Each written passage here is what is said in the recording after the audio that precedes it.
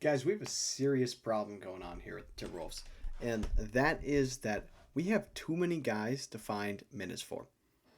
We've seen teams like OKC and the Pacers, who both make the finals, play 10 or 11 guys deep, but it doesn't feel like Chris Finch is really willing to budge on the fact that he only plays about 8 to 9 guys tops. Now, I don't disagree with him when you only have 8 or 9 guys who should be rotational players in the NBA, but we have 10 or 11 guys who are rotational guys at least on our team. When you start to look at it, you've already got the starting five, and then you've got Nas and either Dante or Conley, Clark, TSJ, Rob. That makes 10 alone. And then you add Baron J and uh, Bones Highland and Johnny Juzang. Like, that's 13, 12, 11. Like, it's too many guys, and it doesn't feel like we're going to find minutes for him. It feels like maybe even Rob Dillingham might end up with 12 to 18 minutes tops, and he's going to be suffering because he can't find the consistency. I think we're going to see a trade to help shorten that rotation, if that makes any sense. But it sucks to say, but injuries could be a problem. You don't ever want it to happen, but you have to be prepared for it. And at least I am comfortable saying that we have a team that feels prepared if something horrible would be happen to the team. Now, obviously, there's certain guys we couldn't actually win a title with, but I think we could be competitive with a lot of the guys on our team. Now, choose to agree with me with that on that type of topic or not. That's up to you. But welcome Timberwolves today. I hope you like the cold open. My name is Tyrus, and we've got plenty to talk about here. The minutes are a problem. They really are. I hope that we can find minutes for 10 guys. I think it makes way more sense for 10 guys to be playing than 8 to 9, especially on this roster, because otherwise we will be stuck in kind of no man's land with a guy like Jalen Clark. What are we supposed to do with him? He's too good to be benched fully. He can't just be playing garbage time like he's Luka Garza or Joe Ingles. He's actually a good contributing role player already, and he's only had one full season in the NBA where he wasn't hurt. What do we do with him? I think he's getting moved. That's really what it seems like at this point because what else can we do with him? We can't keep him and just let him rot away on the bench. We can't play him over someone else. That's just not possible.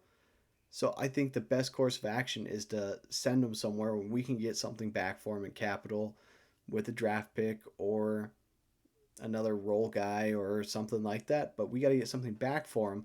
If we ship him off somewhere that he can actually have a chance, maybe like somewhere like the Nets or the Raptors or I don't know, one of those other teams that needs a guard size player that can squeeze in and be a good defensive piece and help on the offense a little bit. Clark interests me. I like Clark a lot. I like TSJ and Clark. I think them coming in together last season and filling in some role problems that we were having. That's what really excites me. I really think that they are a fantastic duo. They seem like a pair package to me. I want to see both of them on the Timberwolves for a long time, whether that's in a role position or maybe just another type of off the bench when we need them type of position. And that just kind of is what it is.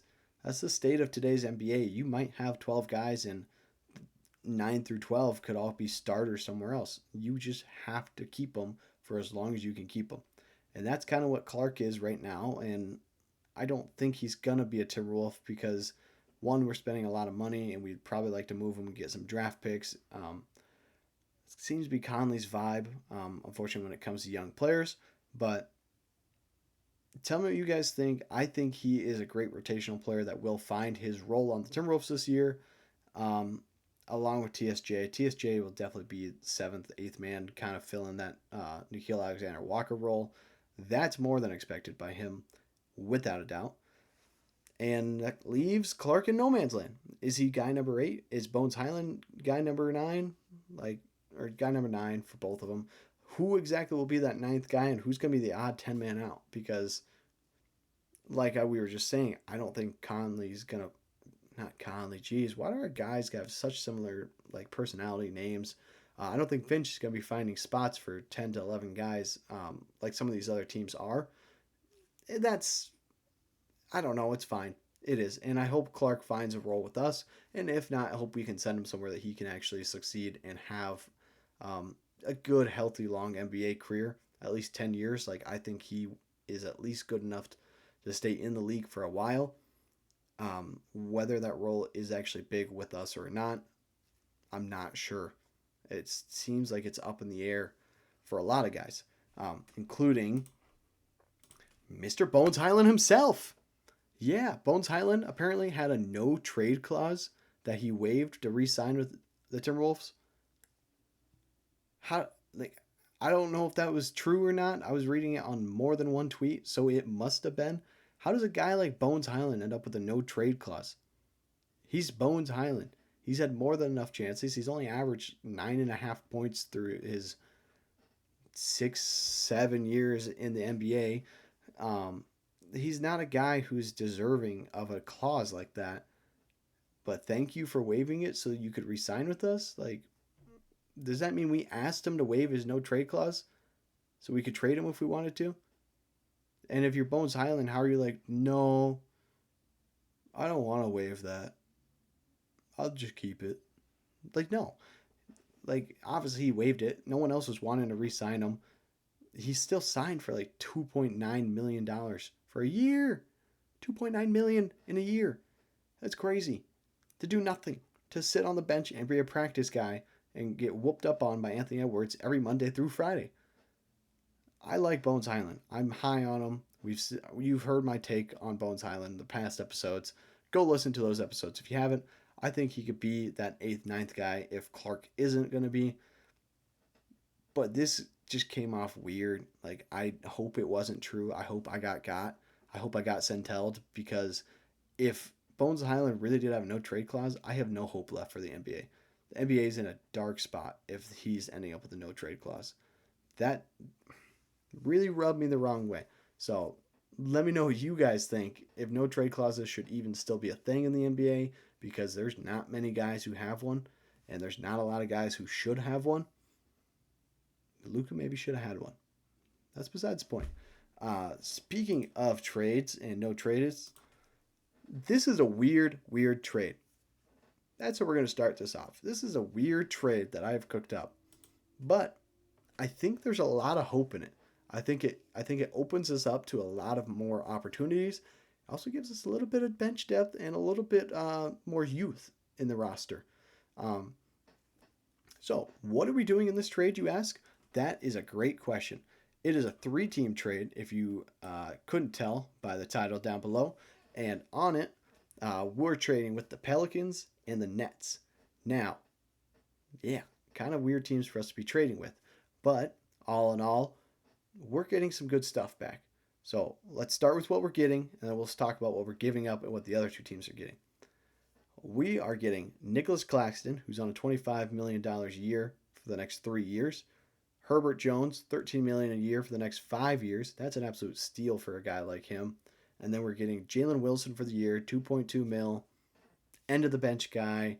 I like him. He was great at Kansas, and we've kind of seen him splash around at the Nets, so there's hope for him. Now, what are we giving up is the next part of this. We're giving up Dante DiVincenzo and Rudy Gobert and Leonard Miller. I think it kind of makes sense at a certain point when you look at each of these teams and what they're looking to do for the future. The Timberwolves obviously need to cut their budget somewhere. In this, we're losing about $7 million. The Pelicans are losing about 18, and the Nets are taking on about 26. But the Nets also have the highest cap. The Pelicans are stuck around the first apron, and the Timberwolves are already past the second apron, so they obviously need to save money somewhere in there too. Or we're in the luxury tax. But still, we don't want to be in that second apron spot, and the Pelicans certainly don't want to be anywhere higher in that if they don't have to be. Now, the Pelicans, why would they do this trade? Well, they get shooting in Dante, so pairing him with Jordan Poole is certainly interesting. And then they get Zaire Williams from the Nets and Leonard Miller from us. I think each of those guys could have better opportunities on the Pelicans than they would on their current rosters. The Nets, Taking on Rudy Gobert's contract is not the most enticing thing in the world. But if anyone was going to do it, it'd be the team that just took 5 guards in the first round of the NBA draft or whatever they did. It was 4 guards and a center, 3 guards and a forward and a center. They would be the ones who'd be more interested in doing it because they need someone to play the center. And Nicholas Claxton maybe doesn't fit the mold, but we know Rudy Gobert is a pick and roll type guy, and he can make any offense look sufficient enough. And then Trey Murphy is the other part of that they would be taking on. Pretty interesting. I think Trey Murphy, there's not a lot of room for him on the Pelicans. If you go and look at the Pelicans' current roster, things are weird over there. Things are weird for the Pelicans. Right now, they have Zion, Jordan Poole, DeJounte Murray, and Trey Murphy's kind of the fourth man there. He doesn't really fit in if you start to look at that. I don't think he does. You got Sadiq Bey, Jordan Hawkins, who's going to have to start minutes, and Jose Alvarado. Trey Murphy at some point is going to become the odd man out, and they're going to look to move him sooner or later, especially if they suck and they're going to have to get rid of Zion. So why not send him to somewhere that he could be a starter and play alongside Rudy Gobert and whatever guards make it out of Brooklyn?